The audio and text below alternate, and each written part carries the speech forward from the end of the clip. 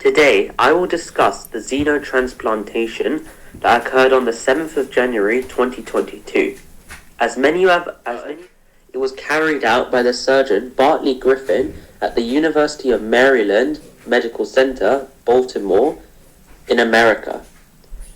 The operation consisted of a heart being transplanted from a genetically modified pig into a man called David Bennett Sr., who was aged 57.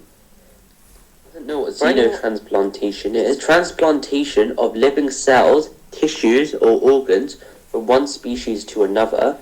At first, this sounds strange and a little unnatural, and I gotta admit, at first, when the idea was first proposed, many people thought that way for good reasons.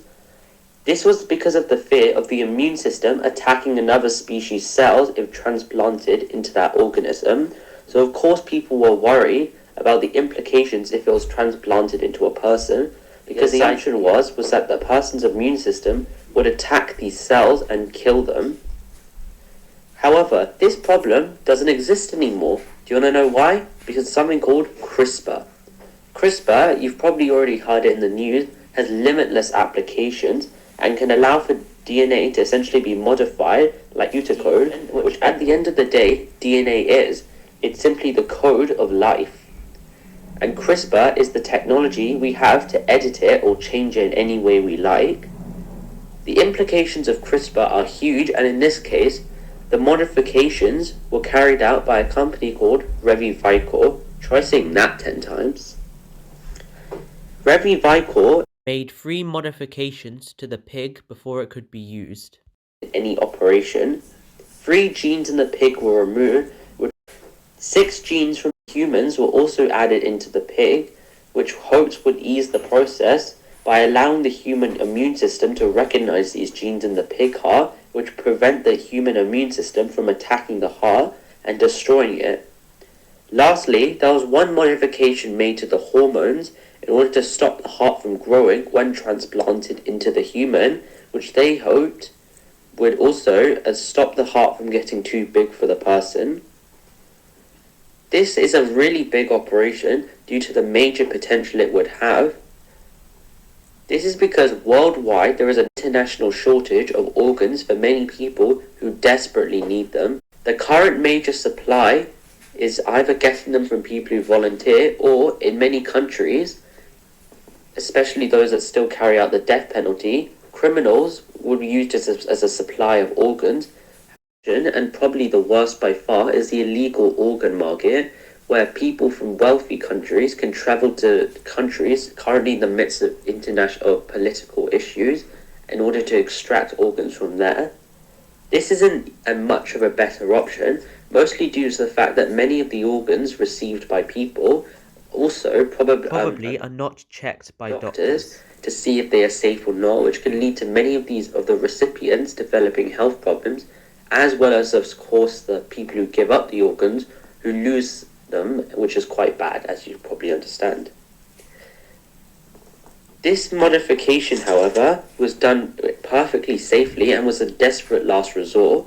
The man was 57, so he was dying, his heart was failing, and it was too risky to carry out an actual transplantation of a human heart into his body because of the fear that his body wouldn't be able to handle it and his immune system would attack the heart, which would kill it and destroy it. This was done only as a desperate last resort, and if there was any other way, it probably would have been done.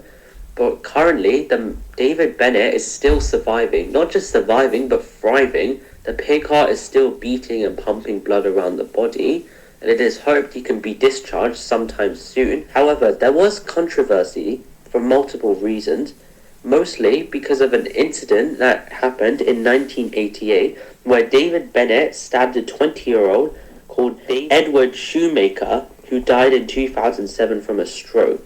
Of course, the family, once finding out that their son's attacker was given a pig heart, which could potentially save his life, were outraged. If he survives and is able to live a normal life, he could potentially be providing the proof needed to open up a new global business that could potentially save millions of lives every year. Of course, there is the other ethical issue of using animals as supplies of organs. especially from groups like PETA who protested this transplant days after it was made public. But this also could be argued against partly because the pig in question, whose heart was removed for the operation, lived in far better conditions than normal pigs who were raised in absolutely horrific conditions in industrial slaughterhouses. In the end, one could argue that animals used for transplantation could actually be housed in better conditions than the ones we eat. What do you think? Do you think we should use animals as organ supplies, especially pigs, who are actually at the end of the day quite intelligent, with intelligence superior than dogs? Or do you think we should continue to look to humans as a supply of organs and try to encourage more people to give up their organs after their death to save others' lives? What do you think? Answer in the comments, and please don't turn this into a vicious online debate. Just keep it calm. No vicious arguments or name calling. We're above